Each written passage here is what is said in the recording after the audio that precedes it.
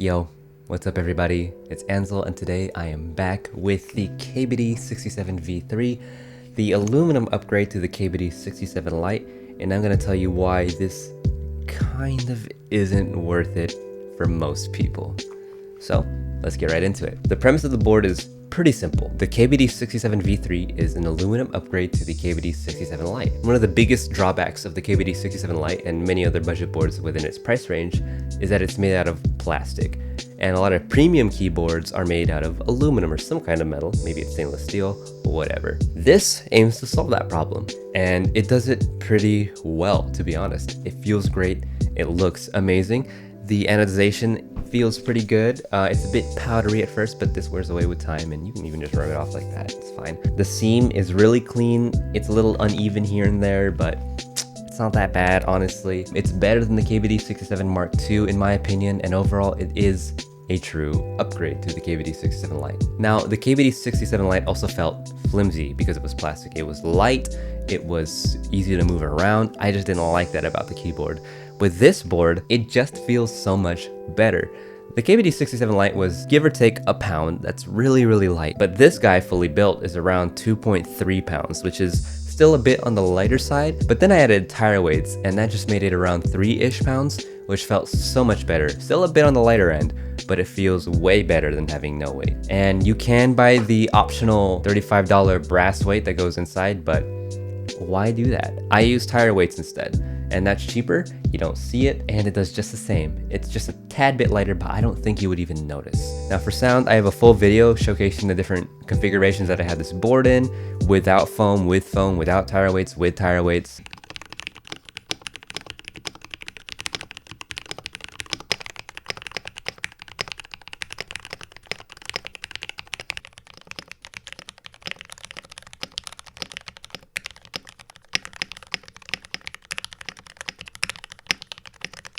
Personally, I like it with foam, but no tire weights.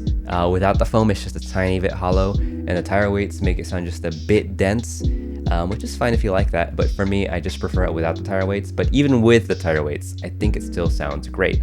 It's a bit more higher pitched than the KBD67 Lite, but it is cleaner, and I actually prefer that much more. Honestly, I don't know if a lot of people would. I think a lot of people prefer that deeper sound of the KBD67 Lite, and I like it as well. But for me personally, I do prefer the sound of the V3. Now for the typing experience. It's very similar to the KBD67 Lite. I mean, it uses the exact same internals. You literally move the internals from the KBD67 Lite and move it into the V3. That being said, it's still a tad bit stiffer because the assembly of the aluminum case is not nearly as flimsy as the KBD67 Lite. So it's not as soft and not as flexible.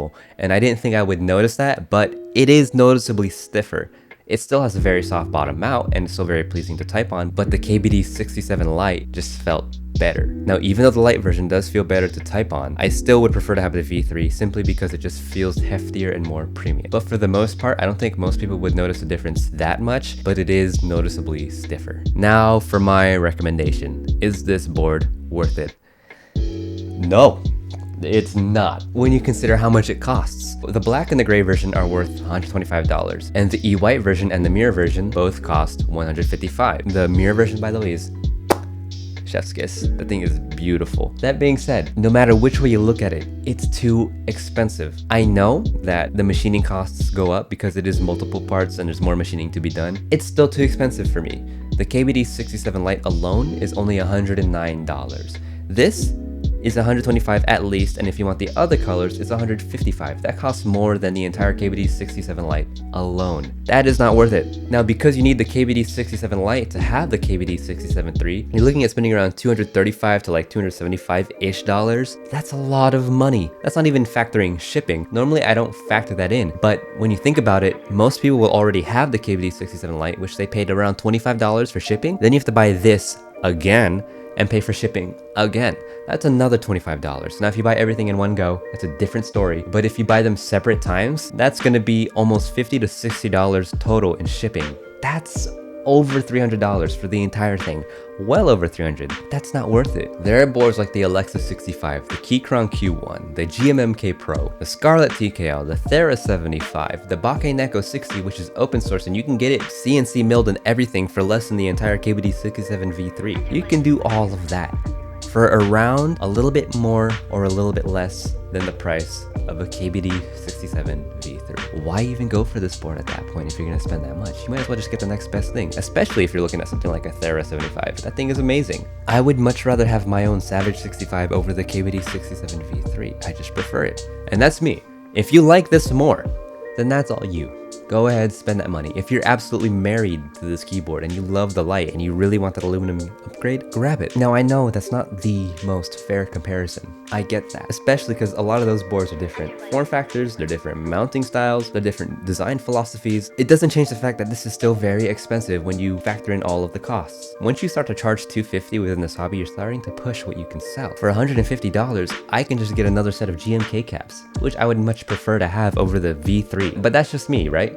Value is this nebulous thing that changes from person to person, but for me, I would rather buy the GMK Kaiju keycaps over this case, even if I have to wait until December to get GMK Kaiju. That's how much I don't think this is worth it. But again, that is just me. Maybe this is worth it to you. Value changes from person to person. I cannot stress that enough. If you want this, get it.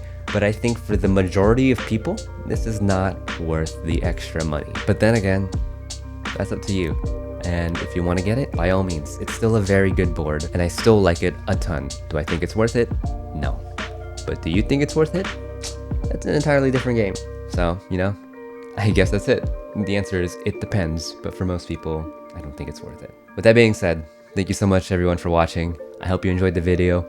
I have a couple more videos coming up for you guys soon. Hopefully I can get around to making them soon. Hope you guys have a good one, and I hope to see you guys next time.